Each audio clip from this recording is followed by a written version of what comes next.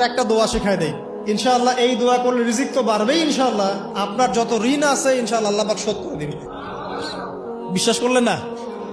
এই দোয়া শিখাই দিচ্ছি, এই জন্য আমাকে হাদিয়া দেওয়া দরকার, স্পেশালি আমাকে এখন হাদিয়া দেওয়া দরকার। এটা গুরুত্বপূর্ণ দোয়া শিখাই দিচ্ছি। আলী রাদিয়াল্লাহু আনহু বলেছেন, কোন ব্যক্তির যদি পাহাড়ের সমানও ঋণ থাকে, এই দোয়া যদি আমল করে আল্লাহ পাক ওই ঋণও শোধ করে দিবেন ইনশাআল্লাহ। ঋণ কেমন জানেন?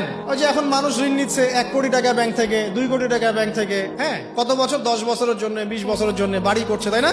তার ধারণা এমন যে সে মারা গেলে তার ঋণটা কেউ না কেউ শোধ করে দিবেই দিবে, তাই তো?